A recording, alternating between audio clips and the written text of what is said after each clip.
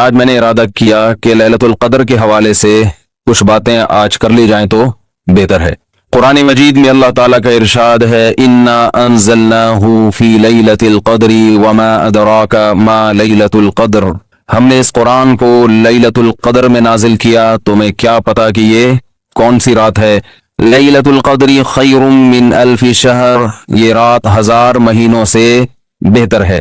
تنزل الملائکۃ والروح فیہا بإذن ربہم من کل امر، فرشتے اور جبریل اس رات میں رب کے حکم سے نازل ہوتے ہیں، من کل امر، ہر طرح کے احکامات لے کر۔ سلام ہی حتی مطلع الفجر، یہ سلامتی ہے یہ رات یہاں تک کہ فجر طلوع ہو جائے، یعنی سحری کا وقت ختم ہو جائے۔ اس بارے میں ایک چیز تو لوگ بہت زیادہ جو پوچھتے ہیں کہ لیلۃ القدر تو ہر ملک میں الگ الگ ہوتی ہے، آج یہاں 27ویں ہے، سعودیہ میں کیا ہے 28ویں۔ تو اس بارے میں خوب سمجھ لیں کہ جتنی عبادتیں شریعت نے ہمیں دی ہیں اور ان کے وقتوں کے جو فضائل بیان کیے ہیں وہ ہر ملک کے اسی حساب سے ہوں گے۔ اللہ نے حکم دیا اقیم الصلاۃ لدلوک الشمس، سورج کے ڈھلکتے ہوئے نماز پڑھو، سورج طلوع ہونے سے پہلے فجر کی نماز۔ تو آپ جہاں نماز پڑھ رہے ہوگے وہاں کا سورج مراد ہوگا یا جاپان کا؟ بولو نا بھائی کیا ہو گیا؟ بھائی جاپان میں ہو تو جاپان میں سورج طلوع ہو رہا ہے، پاکستان میں ہو تو پاکستان میں۔ ابھی جاپان میں تو پتہ نہیں کیا ٹائم ہو رہا ہوگا۔ تو جیسے نمازوں کے اوقات ہر ملک کے اپنے حساب سے ہوتے ہیں، سعودی عرب میں فجر کا ٹائم جب داخل ہوتا ہے تو ہمارے ہاں فجر گزر چکی ہوتی ہے، مغرب اشراق کا وقت بھی ختم ہو چکا ہوتا ہے۔ تو اب کوئی کہے کہ میں سعودیہ کے حساب سے چلوں گا، تو سعودیہ میں تو بھائی فجر کی نماز جب آپ ہو رہی ہوتی ہے تو یہاں سورج طلوع، بلکہ یہاں جب فجر ہو رہی ہوتی ہے وہ تو پیچھے ہے نا 2 گھنٹے، ہاں یہاں سورج طلوع ہو چکا ہوتا ہے، وہاں عشاء کی نماز ہوتی ہے، وہاں مغرب کی ہوتی ہے اور یہاں عشاء کی ہو رہی ہوتی ہے۔ تو جیسے نمازوں میں ہر ملک کا اپنا ایک طریقہ ہے، اپنے وقت ہیں، تو ایسے ہی جو سال کی تاریخیں ہیں، عید ہے، بقر عید ہے، یوم عرفہ ہے، لیلۃ القدر ہے، آخری عشرہ ہے، یہ سب اس ملک کے حساب سے ہوگا۔ جیسے جیسے جس ملک میں عشاء کا وقت داخل ہوا تو اللہ نے جو خاص پیکج رکھا ہوا ہے اپنے بندوں کے لیے، وہ پیکج اس ملک کے لیے اسٹارٹ ہو گیا، ہر نیکی کا ثواب ہزاروں گنا بڑھا دیا گیا۔ تو لیلۃ القدر رمضان کے آخری عشرے میں، اور رمضان کے آخری عشرے میں طلاق راتوں میں امکان زیادہ، اور 27ویں میں اور بھی زیادہ۔ سمجھ رہے بات کو؟ اور آج کون سی رات ہے؟ 27ویں رات ہے، تو اس بات کا بہت امکان ہے کہ آج کون سی رات ہو؟ لیلۃ القدر۔ اس رات میں جس ملک میں یہ رات ہوگی وہاں فرشتوں کا نزول ہوگا، اور خاص طور پر جبریل علیہ الصلوۃ والسلام کا نزول۔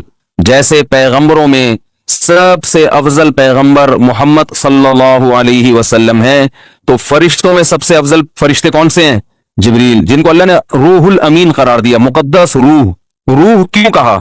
روح اس لیے کہا کہ روح جب ہماری باڈی میں ہوتی ہے تو ہماری باڈی زندہ ہوتی ہے، تو جبریل علیہ الصلوۃ والسلام ہماری روح کے لیے، روح کو طاقت بخشنے کا ذریعہ بنتے ہیں، کیونکہ وہ وحی لے کر آئے، اور وحی سے ہماری روحانی قوت، بولو نا بھائی، بڑھتی ہے۔ روحانی قوت کس سے بڑھتی ہے؟ وحی سے۔ عبادات ہمیں پتہ چلی وحی کے ذریعے، روزے ہمیں پتہ چلے وحی کے ذریعے۔ یہ آسمان سے کون سارے پیغام زمین پر نبی کے پاس لے کر آیا؟ جبریل علیہ السلام۔ جبریل نے نبی کو بتایا کہ شہر رمضان الذی انزل فیہ القرآن، اللہ کا کلام جبریل نے لیا، اور جبریل علیہ السلام نے ہمارے نبی صلی اللہ علیہ وسلم کے دل پہ یہ کلام نازل کیا۔ تو ہمیں جو پتا چلا کہ رمضان میں روزے رکھنے ہیں، یہ ہمیں نبی سے پتا چلا، اور نبی کو کس سے پتا چلا؟ جبریل علیہ السلام سے۔ نماز کا ہمیں پتا چلا نبی سے، اور نبی کو کہاں سے؟ کیا ہو گیا بھائی پرابلم؟ تو نبی کو کہاں سے پتا چلا؟ جبریل علیہ السلام سے۔ تو ہر جتنی بھی وحی آ رہی ہے نا وہ ساری ڈائریکٹ کہاں سے؟ جبریل کے ذریعے۔ تو ان کے ذریعے ہماری روح کو کیا مل رہی ہے؟ تقویت، طاقت مل رہی ہے روح کو۔ تو وہ کیونکہ یہ رات روحانی ترقی کا ذریعہ ہے، تو اللہ نے اس رات میں جبریل علیہ السلام کو زمین پہ اتارا، تاکہ جس فرشتے کی مناسبت ہے نا اس رات سے، وہ فرشتے اس زمین پر نازل ہوں۔ تو اب مسئلہ یہ ہے کہ آج انسان جسم کی تو بڑی محنت کر رہا ہے، روح کو پروٹوکول دینے کے لیے تیار۔ بھائی دیکھو ایک بات بتا دوں، جملہ ادھورا چھوڑوں گا اس کو کمپلیٹ کرنا پڑے گا، اچھا لگے یا برا لگے، میرا اصول یہی ہے۔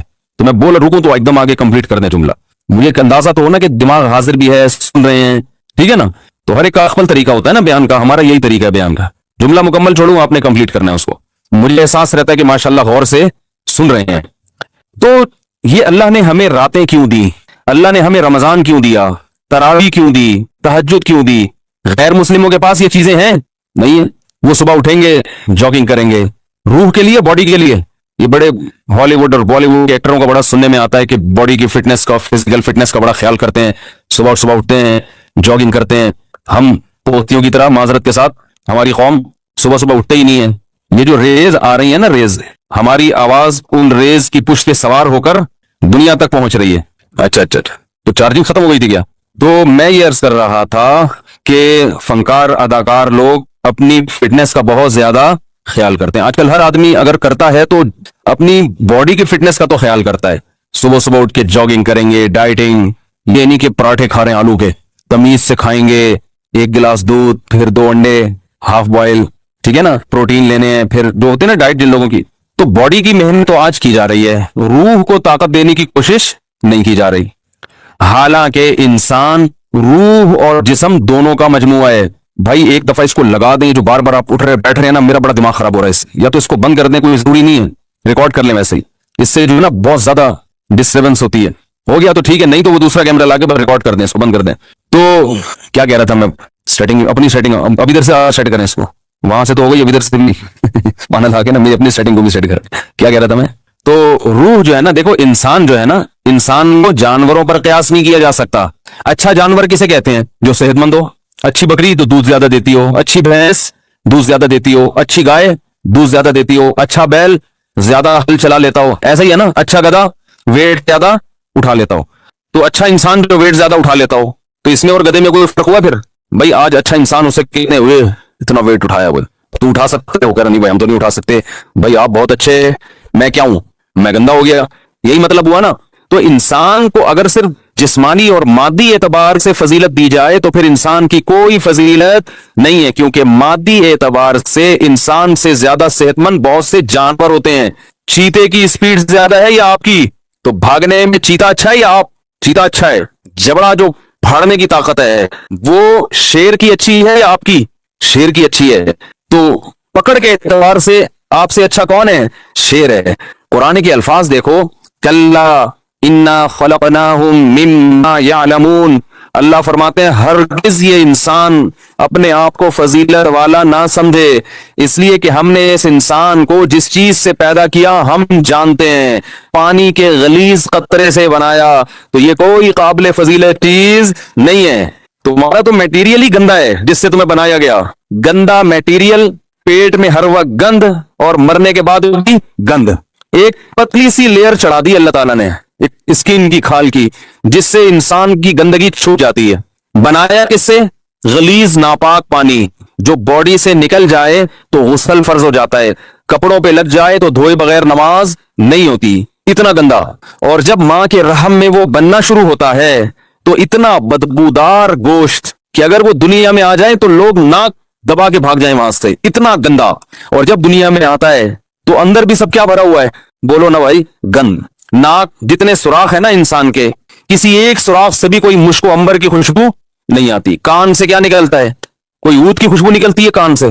ویسے جب کانیں ہوتی ہے نا ان میں تو پتہ نہیں کیا نکلتا ہے, لیکن انسان کے کان سے گند نکلتا ہے. ناک سے کوئی مشک و عنبر کبھی دیکھا کسی کے نکلتے ہوئے؟ بھائی ناک سڑکتا ہے تو خوشبو کے بھبوکے آتے ہیں, کبھی دیکھا؟ بول دو نا, نہیں دیکھا تو کیا ہو جا رہا ہے اس میں. آنکھ سے کیا نکلتا ہے؟ سے بھی گند نکلتا ہے. تھوک منہ سے اور قضائے حاجت تو گند ہی گند, ہر جگہ سے گند نکل رہا ہے, اس لیے کہ اندر ہے ہی گند, بھرا ہی گند ہے. کاٹو تو خون نکلتا ہے, وہ بھی ناپاک. کپڑوں پہ لگ جائے تو نماز نہیں ہوتی. بس ایک اللہ نے ہلکی سی نا پرت چڑھا دی ہے, ایک ہلکی سی لیئر ہے اسکن کی, جس کی وجہ سے وقار قائم ہے. جیسے گندگی کے اوپر چمکیلا کپڑا ڈال دیا جائے تو وہ گندگی دیکھنے میں خوبصورت لگتی ہے, اسے ہٹا کے دیکھو گے تو پتا چلے گا اندر کیا ہے. اور فیوچر انسان کا یعنی پاسٹ کیسا ہے؟ پانی کا غلیظ قطرہ. پریزنٹ جو اس کی ابھی موجودہ حالت ہے اس میں بھی گندی بھرا ہوا ہے. ذرا سی ہوا خارج ہو جائے نا تو مجلس میں لوگ بھاگ جاتے ہیں. اور فیوچر کیا ہے؟ جیسے ہی سانس بند ہوگی فوراً لاش سڑنا اور گلنا شروع. یہ چودھری صاحب ہیں, یہ وڈیرے صاحب ہیں, یہ چیف ہیں, یہ جناب پرنسپل صاحب ہیں, یہ ہیڈ ماسٹر ہیں, جو بھی ہو بھائی آپ, جیسے ہی روح نکلی گند ڈھیر میت جو ہے نا ایک دم سڑنا شروع ہو جاتی, آنکھیں ابلنا شروع ہو جائیں گی, ہاتھ خود بخود کرنا شروع. اتنی بدبو لاش کبھی دیکھی ہے؟ کس قدر بدبو ہوتی ہے اگر کوئی پرانی لاش پھٹ گئی ہو. اس لیے حکم ہے اس کو مٹی میں جا کے دباؤ, कीड़े खाने, आंखों में कीड़े, कान में कीड़े, नाक में कीड़े घुस रहे होते हैं खाने के लिए। ये बड़े बड़े हसीन और जमील लोगों का ये हाल होता है। तो अल्लाह फरमाते हैं कि इंसान, तुझे जो मैंने फजीलत दी है वो फिजिकल फिटनेस की वजह से नहीं दी है, इस वजह से नहीं दी है कि तेरे पास वसाइल बहुत हैं, वसाइल की वजह से भी नहीं कि तू बड़ा पैसे वाला है। इंसान को अल्लाह ने फजीलत दी है रूहानी जिंदगी की वजह से। जिसकी रूह अच्छी होगी, जिस्म से निकलने वाले आमाल अच्छे होंगे।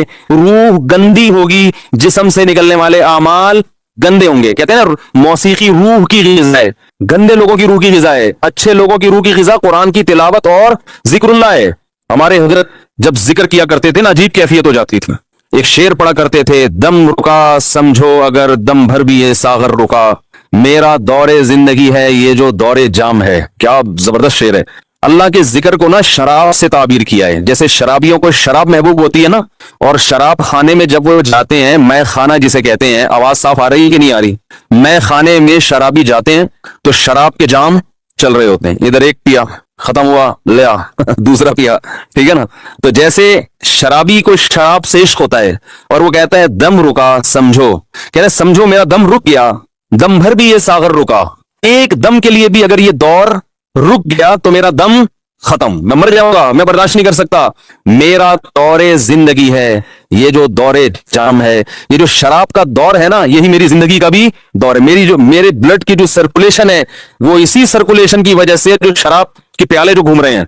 तो हजरत अल्लाह के जिक्र के बारे में ये शेर पढ़ा करते थे कि अल्लाह के जिक्र की हमें ऐसी लत पड़ गई है, ऐसा चस्का लग गया है जैसे शराबी को शराब का चस्का लगता है। तो हजरत बड़े मजे से जिक्रुल्लाह के बारे में ये शेर पढ़ा करते थे, दम रुका समझो अगर दम भर भी ये सागर रुका। कि अल्लाह तेरे नाम की लज्जत और तेरे नाम का चस्का हमें ऐसा लग गया है कि दुनिया की कोई भी नेमत हमसे छीन ली जाए हम मरेंगे नहीं। कोई हमसे तेरा नाम लेना छुड़वा दे, कोई हमारी जबान पे तेरा जिक्र करना हमसे छुड़वा दे, हम एक सेकंड के लिए भी जिंदा नहीं रह सकते। ये कैफियत होती है किसकी भाई? अहलुल्लाह की, जिनकी रूह पाकीज़ा होती है और जिनकी रूह नापाक होती है। जब तक वो अदाकाराओं के डांस और नाच न देख ले और उनके नाच गाने का म्यूजिक न सुन ले, उनकी रूह को तस्कीन बोलो ना भाई नहीं मिलती। तो रूह की बात है। जैसे हीरोइनची को और शराबी को उसकी बॉडी को तस्कीन हीरोइन और शराब से मिलती है, लेकिन जिस इंसान को इस गंदगी की आदत नहीं है उसे तस्कीन के लिए शराब और हीरोइन का सहारा नहीं लेना पड़ता। उसे तो बदबू आती है, उसे तो घिन आती है। तो मसला ही सारा किसका है भाई? रूह का है। तो अल्लाह ताला ने जिब्रील अलैहिस्सलातु वस्सलाम के जरिए इंसान की रूह को ताकत दी है। तो रूह पाकीज़ा बनती है बुरे आमाल को छोड़ने से और इबादत करने से। और जैसे जैसे इबादत करता है इंसान, रूह और ज्यादा पाकीज़ा होना शुरू हो जाती है। यानी अगर आपकी रूह में पाकीज़गी नहीं है तो आप इबादत शुरू कर दो, पैदा होना शुरू। और जैसे जैसे पाकीज़गी आएगी, इबादत जो मुश्किल लग रही थी वो इबादत आसान होना शुरू हो जाएगी। तो आज बॉडी की तरफ तो हमारी कौम की तो ना बॉडी की तरफ तवज्जो है ना रूह की। लेकिन मैं तो उन लोगों की बात कर रहा हूं जो लिबरल लोग हैं, वो रूह को तो बिल्कुल फोकस करते ही नहीं है। और हमारे यहां तो ना रूह की फिक्र और ना जिस्म की फिक्र, किसी चीज फिक्र लेस, टेंशन फ्री जिंदगी। टेंशन तो फ्री नहीं लेकिन फिक्र फ्री कह सकते हैं, जिसकी वजह से टेंशन ही टेंशन। क्योंकि जब ना इधर के ना उधर के तो फिर जाहिर है खा खा के धमाके से फट जाएंगे और रूहानी जिंदगी का तो बेड़ा गर्क। तो रमजान में अल्लाह ताला देखो रूह को ताकत मिलती है नफ्स के खिलाफ मुजाहिदा करके। जब आप दुनिया में दो ताकतें, दो नजरियात चल रहे हैं। जो मजहब मुखालिफ लोग हैं ना, वो कहते हैं इंसान की हर ख्वाहिश पूरी होनी चाहिए।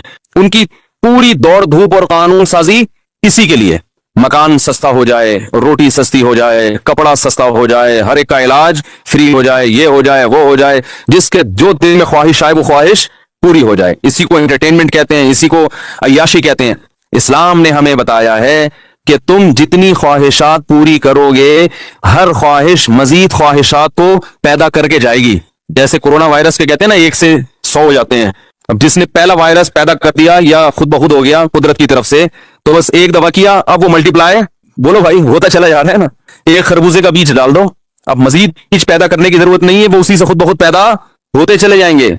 इसीलिए शायर ने कहा ما قضى احد منها لبانته ولن انتهى عرب الا الى عربی کہ اس دنیا میں آج تک کسی نے اپنی خواہشات پوری نہیں کی ہیں. جس نے ایک خواہش پوری کی تو وہ ایک خواہش جب ختم ہوئی تو ہزاروں خواہشات کو پیدا کر کے ختم ہوئی ہے. وہ یہ جو ہمیں نظر آ رہے ہیں نا بہت سے لوگ لائف کو انجوائے کر رہے ہیں, ان کی ہر خواہش پوری ہو گئی, ابھی کچھ بھی نہیں چاہیے. یہ آپ کو لگ رہا ہے کہ کچھ نہیں چاہیے, آپ کبھی ان کے پاس جا کے بیٹھیں گے تو پتا چلے گا کہ جتنا ان کو چاہیے اتنا ہمیں نہیں چاہیے. تو اسلام نے ہمیں کچھ ایسی کام بھی بتائے ہیں جس میں ہمیں اپنے نفس کے اگینسٹ چلنا پڑتا ہے. دل نہیں چاہتا مگر اس کی مخالفت کرنی پڑتی ہے. دل کی خواہشات کو جتنا کچلیں گے روح کو طاقت اتنی زیادہ ملے گی اور روح کو تسکین ملتی ہے اس سے. تو اسلام نے ہمیں اپنے جسم کی خواہشات کو کچلنے کے لیے روزہ دیا. روزہ رکھو صبح صادق سے لے کے غروب آفتاب. کیسا پھیکا پھیکا ہو جاتا ہے نا انسان روزے میں. مجھے تو آپ ابھی بھی پھیکے پھیکے سے ہی لگ رہے ہیں. عجیب سا نا کسی کام کا دل لگ رہا ہے, بیٹھے ہوئے ہیں, نہ گٹکا کھا سکتے ہیں, نہ پان کھا سکتے ہیں, نہ سگریٹ پی سکتے ہیں, نہ چائے پی سکتے ہیں, نہ کھانا کھا سکتے ہیں. سوکھا سوکھا سا منہ ہوتا ہے سب کا. روزے کی حالت میں دیکھو سب کی حالت کیا ہوتی ہے. کسی کام میں دل نہیں لگ رہا. اللہ نے کہا بس 1 نہیں 2 نہیں 3 نہیں 4 نہیں, کتنے 29 یا 30. آسان کام تھوڑی ہے. پھر ہاتھ باندھ کے اللہ کے سامنے کھڑے ہو جانا, نماز میں باؤنڈ کر لینا اپنے آپ کو. آج دنیا میں دنیا پرستوں کے لیے سب سے قیمتی چیز ٹائم ہے. وہ ٹائم کہتے ہیں کہ اتنی دیر ہم مسجد میں اللہ کے سامنے ہاتھ باندھ کر کھڑے رہیں, اس سے ہمیں ملتا تو کچھ بھی نہیں ہے. تو یہ تو ٹائم ویسٹنگ ہے. تو اللہ نے کہا کہ کرو یہ کام, تمہارا دل نہیں چاہتا مگر تمہیں کرنا پڑے گا.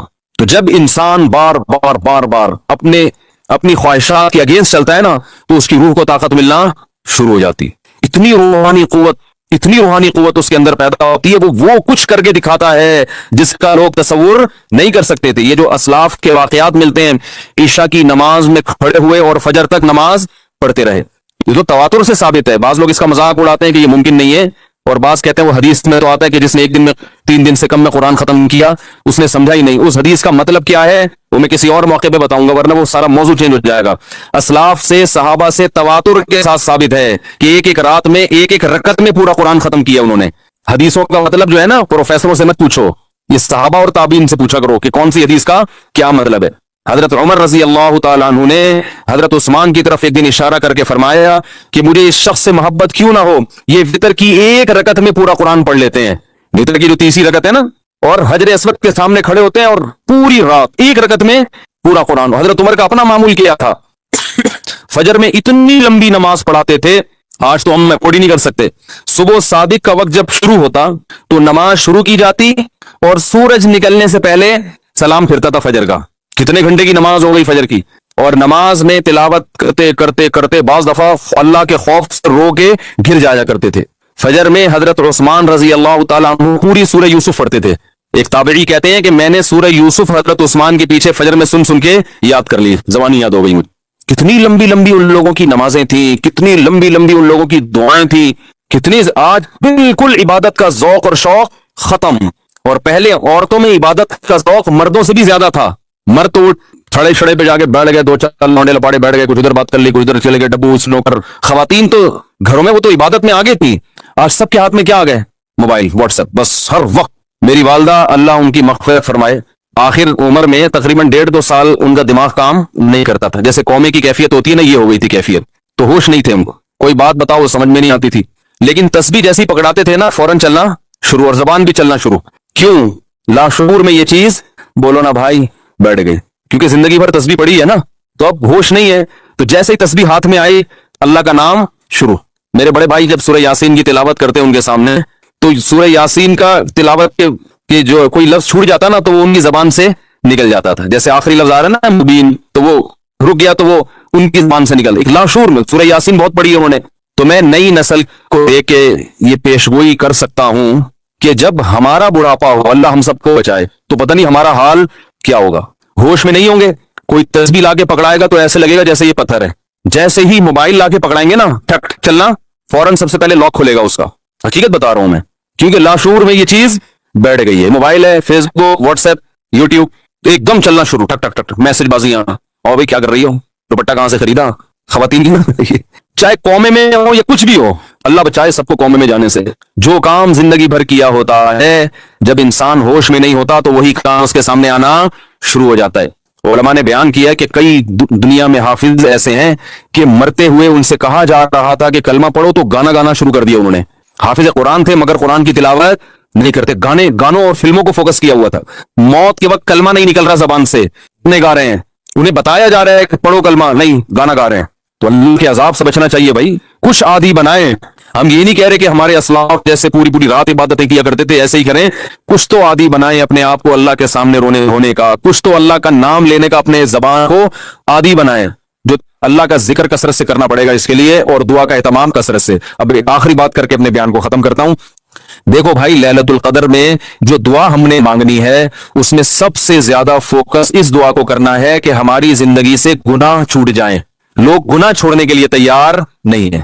پچھلی امتوں پر جو اللہ کی طرف سے عذاب آئے وہ تہجد چھوڑنے کی وجہ سے نہیں آئے, اشراق چھوڑنے کی وجہ سے نہیں آئے. وہ جو عذاب آئے تھے وہ گناہ کی وجہ سے آئے تھے. قوم لوط علیہ السلام پر عذاب کیوں آیا؟ لڑکوں سے فیلی کا گناہ کر رہے تھے. قوم سمود پر عذاب کیوں آیا؟ ناپ تول میں کمی. تنخواہ پوری لیتے, کام ادھورا کرتے. آج ہر آدمی یہی کر رہا ہے, دفتر میں کام پورا نہیں کرے گا, تنخواہیں پوری لی جا رہی. پولیس میں سب سے ایماندار وہ آفیسر سمجھا جاتا ہے جو رشوت نہیں لیتا. حالانکہ اتنا کافی نہیں ہے, بلکہ یہ بھی ضروری ہے کہ اپنی ڈیوٹی ٹائم پہ دیتا ہو. بھائی رشوت لینا بھی حرام ہے, لیکن کام کیے بغیر تنخواہ لینا کہاں سے جائز ہو گیا ہے بھائی؟ گورنمنٹ کے اداروں میں جو اسکول اور یونیورسٹیاں ہیں وہاں پروفیسر حضرات اور ٹیچرز اگر وہ دل جمعی کے ساتھ بچوں کو نہیں پڑھا رہے ہیں اور سیلری پوری لے رہے ہیں تو وہ سیلری قوم سمود میں داخل ہوگا کہ نہیں ہوگا کہ کام ادھورا, اور جب حق لینے کی باری آئی پورا اور دینے کی باری آئی تو اس میں ڈنڈی مارتے ہیں. کتنا قرآن مجید نے والدین کا حق بیان کیا ہے. لا تقل لهما اف, اف بھی نہیں کرنا ہے. بہت زیادہ قضا کا لفظ استعمال کیا. تیرے رب نے فیصلہ کر دیا کہ ماں باپ سے اچھا سلوک کرنا ہے, فیصلے کا لفظ استعمال کیا. کہتے ہیں عدالت نے فیصلہ سنا دیا, اس کی ویلیو ہوتی ہے. ایک جگہ فرمایا ووصینا, وصیت کر دی ہے. وصیت کہتے مرتے ہوئے جو انسان جو بات کہہ کے جا رہا ہوتا ہے, اللہ پر تو موت نہیں آئی لیکن اللہ کہہ رہے ہیں اتنی تاکید سے یہ بات کہہ رہا ہوں جیسے کوئی دنیا سے جانے والا کس تاکید سے کہتا ہے نا, تو وہ معمولی حکم نہیں ہوتا, بہت سخت آرڈر ہوتا ہے. تو والدین کے بارے میں بھی اللہ نے کہا معمولی حکم نہ سمجھنا, بہت شدید آرڈر دے رہا ہوں کہ والدین کے ساتھ اچھا سلوک کرنا ہے, خدمت کرنی ہے. ایسے لوگ ہیں 10-10 سال سے والد صاحب قومے میں گئے ہوئے ہیں, خدمت کر رہے ہیں ان کی وہ.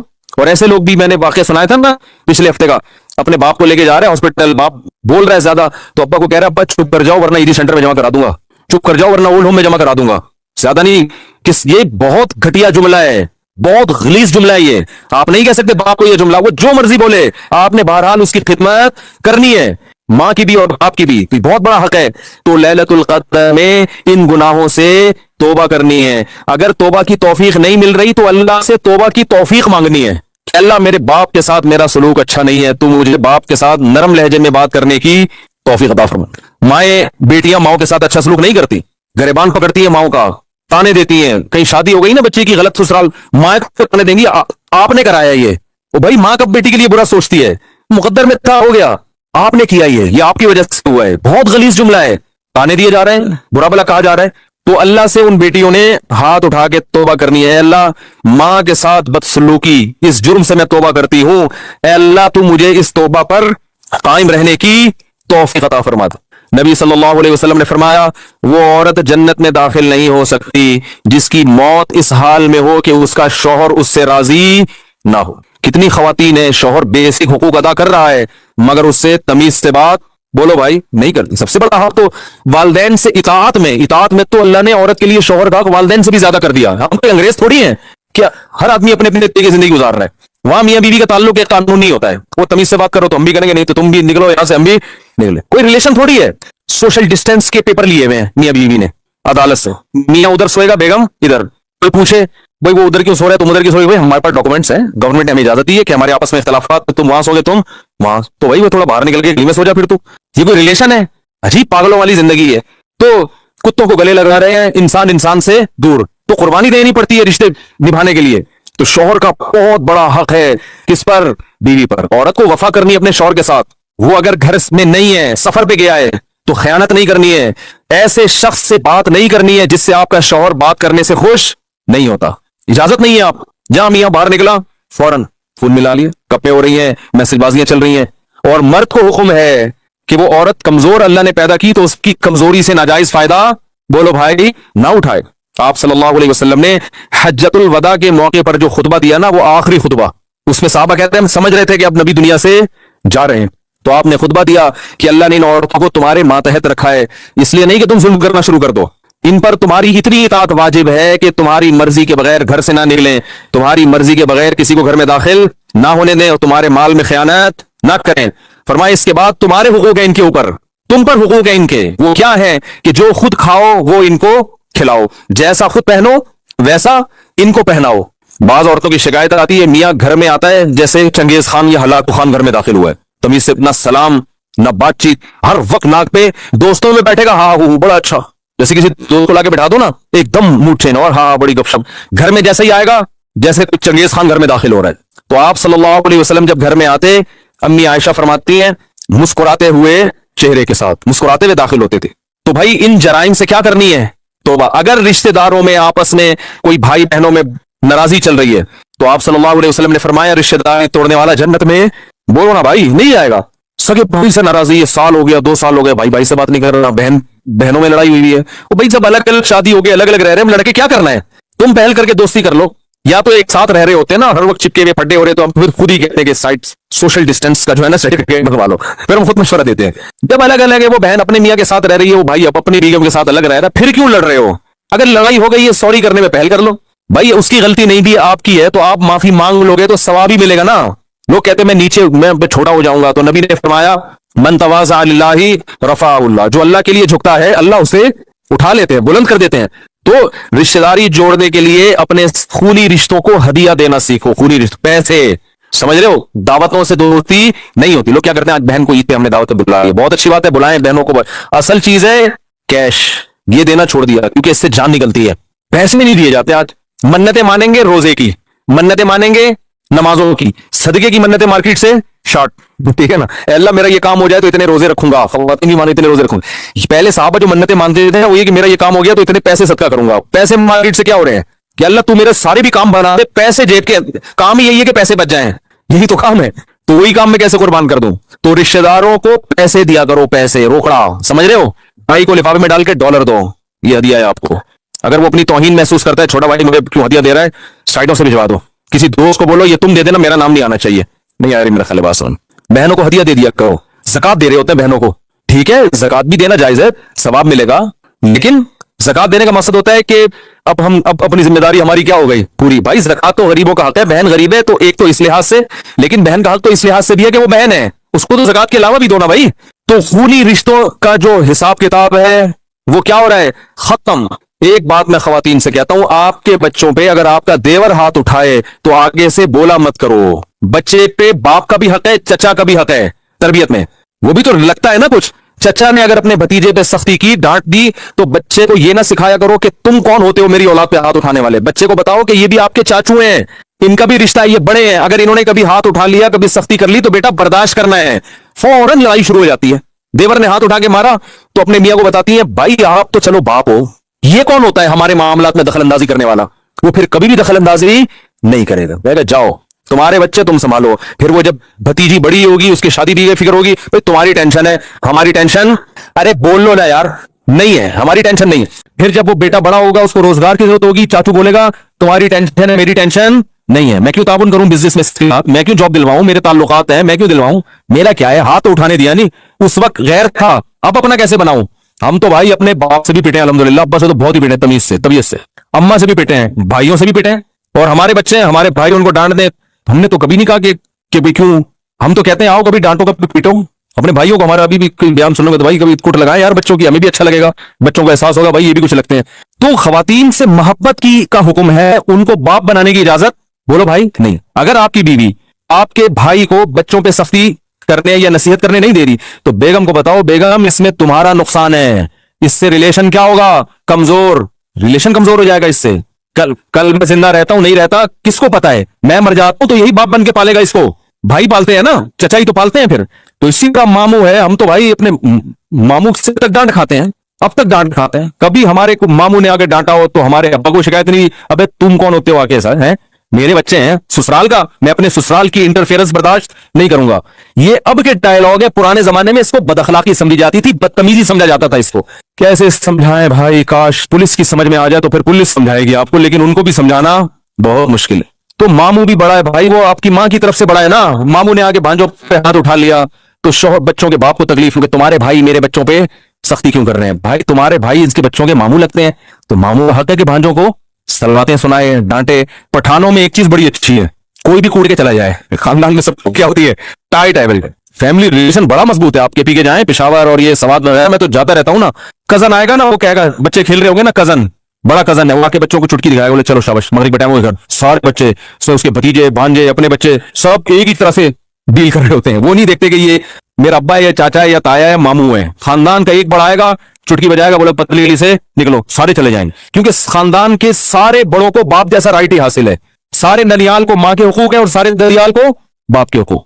تو یہ اللہ نے رشتہ داری جوڑنے کو فرض قرار دیا ہے, تو اس کو بھی کریں کہ بھائی اپنے خاندان میں اپنے بچوں کو بڑوں کا ادب سکھائیں, ان کو ورغلائیں نہ کریں. ہاں کبھی سختی کر لے تو الگ سے لے جا کے سمجھائیں, بھائی ایک چماٹ کافی تھا, 6 بلا وجہ لگا دی آپ نے, الگ بچے کے سامنے نہیں. ایک تھپڑ تھا, چلو 2 بنتے ہیں, آپ بلا وجہ کوٹے جا رہے ہو, اس سے تو بد اخلاق ہو جائے گا. تو سائڈ پہ لے جا کے چھاؤں میں آ کے ٹھیک ہے بھائی, بچے کو تو ہم یہی کہیں گے کہ 6 مارے, 6 اور مارنے چاہیے تھے, لیکن آپ تھوڑا سا خیال کرو. تھپڑ پہ آپ کا ہاتھ بھی دیکھو کتنا بڑا ہے. بعض لوگوں کا تھپڑ اتنا بڑا ہوتا ہے, وہ ایک لگے نا تو پورا چھپ جاتا ہے. تو تمیز الگ سے, سامنے نہیں. تو رشتہ داری توڑنے کا جرم ہمارے معاشرے میں ہو رہا ہے. بینکوں میں سود لینے کا جرم ہو رہا ہے, سودی بینکوں میں سودی ملازمت کا جرم ہو رہا ہے, رشوت لینے کا جرم ہو رہا ہے, لڑکوں سے بدفعلی, لڑکیوں سے حرام دوستیاں, زنا, یہ سارے ہمارے معاشرے کے جرائم ہیں. یا تو بھائی انگریز بن جاؤ, انگریز کے ہاں کوئی لیلۃ القدر نہیں ہوتی, نہ کوئی توبہ طائب, کچھ بھی نہیں ہوتا. ان کے لائف کو انجوائے کرو, انٹرٹین کرو, مزے اڑاؤ اور پتلی گلی سے نکل لو. ٹھیک ہے نا. تو اگر یہ نظریہ ہے تو جتنی ٹینشن مذہب کی لی ہوئی ہے اتنی ٹینشن لینے کی بھی ضرورت نہیں ہے.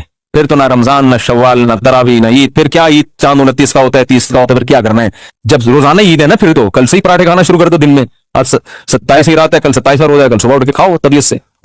انگریز تو سارے انگریز صبح اٹھ کے روزہ رکھیں گے, کل ہیں پھوڑیں گے, برگر کھائیں گے, پیزا کھائیں گے. ان کو تھوڑی اس سے ٹینشن ہے رمضان کیا ہے, شوال کیا ہے, حج کیا ہے, حج ہوگا کہ نہیں ہوگا. لوگ پوچھ رہے ہیں نا, گورے نے کبھی پوچھا حج ہو رہا ہے کہ نہیں ہو رہا, کہتے بھائی تمہاری ہڈی کا ہمارا نہیں ہے. تو یا تو مکمل گورے بن جاؤ, اور اگر مکمل گورے نہیں بن سکتے تو بھائی اگر آخرت پر ایمان ہے تو پھر بڑے بڑے جرائم, انٹرنیٹ پر بےہودہ فلمیں دیکھی جا رہی ہیں. کچھ چیزیں ایسی ہیں, بس یہ آخری بات کر کے بیان ختم کرتا ہوں, کچھ چیزیں ایسی ہیں جن کی باڈی کو لت پڑ جاتی ہے, تو ان میں صرف توبہ کافی نہیں ہوتی, کسی سے کاؤنسلنگ کی ضرورت ہوتی ہے. جیسے چرس کی عادت پڑ گئی یا ہیروئن کی عادت پڑ گئی, کسی ہیروئن جی نے ہمارا بیان سنا اور توبہ کر لی جا کے, آئندہ ہیروئن نہیں پیوں گا, تو کیا خیال ہے نہیں پیے گا آئندہ, وہ تو ابھی پی کے آیا تھا نا اس لیے توبہ کر لی, ابھی تو ٹھنڈا ہوا ہے. جب ہیروئن کی طلب پیدا ہوگی تو جسم مچلے گا, چاہیے چاہیے. مفتی صاحب بیان کر رہے تھے, قرآن میں آتا ہے حرام, حدیث میں حرام, جہنم کی آگ, چولہے پہ جائے گا, آگ دیکھے گا, بڑی خطرناک ہے بھائی, لیکن جو آگ اندر جل رہی ہے تو یہ باڈی کی ریکوائرمنٹ ہوتی ہے. تو ایسے ہیروئن چی کو کہا جائے گا بھائی ہیروئن سے توبہ بھی کرنی ہے اور فوراً قریبی ڈاکٹر سے رجوع بھی کرنا, کہ وہ ہیروئن کے علاوہ کوئی ایسا ٹیکا فی الحال لگا دے, چرس پہ لے آئے.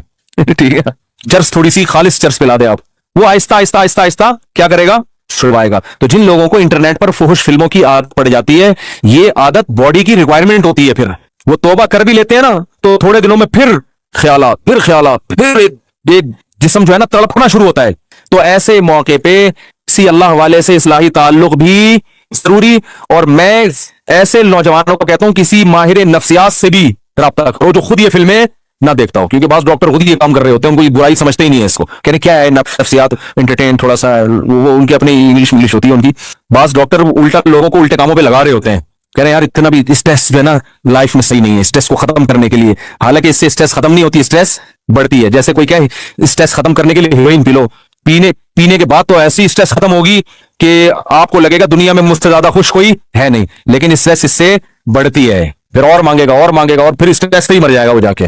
تو ایسے یہ جو فحش چیزیں دیکھی جاتی ہیں یہ اسٹریس کو وقتی طور پہ ختم کرتی ہیں, حقیقت میں اسٹریس کو بڑھاتی ہیں. ایسا آدمی خوش نہیں رہ سکتا. تو کسی کو زنا کی عادت پڑ گئی اور کسی اور طرح سے اپنی خواہش پوری کرنے کی عادت پڑ گئی, انٹرنیٹ پر فحش فلمیں دیکھنے کی عادت پڑ گئی, تو توبہ بھی کرنی ہے اور ساتھ ساتھ علاج کے لیے جسمانی اور روحانی دونوں معالج سے رابطہ بھی کرنا ہے. جسمانی معالج تو ماہر نفسیات ہیں, بہت سے ماہر نفسیات کو اللہ نے بڑی مہارت دی ہوتی ہے, ان سے رابطہ کریں. ملک میں بہت ہیں, کراچی میں بہت ہیں, ان کے پاس جائیں, بولیں بھائی اگر وہ کہنا کوئی فرق نہیں پڑتا, بولو بھائی فرق پڑتا ہے, مجھے یہ بیماری چھڑواؤ.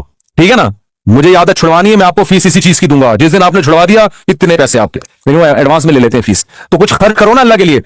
तो माहिर नफ्सियात के पास भी जाएं और अल्लाह वालों से इस्लाही ताल्लुक भी कायम करें। किसी बुजुर्ग से बैत हो उनको बताएं। तो आपको एक नुस्खा मैं वैसे ही बता देता हूं कि कोई बुजुर्ग नहीं मिल रहे, बुजुर्ग भी मार्केट से शॉर्ट चल रहे हैं आजकल। लोग कहते हैं हालांकि होलसेल के हिसाब से बुजुर्ग मौजूद हैं, लेकिन किसी बुजुर्ग से मुनासबत होने में टाइम लगता है। फिर बुजुर्गों के पास रश इतना है कि वो नंबर ही नहीं आता लोगों का कि वो आपको टाइम दे।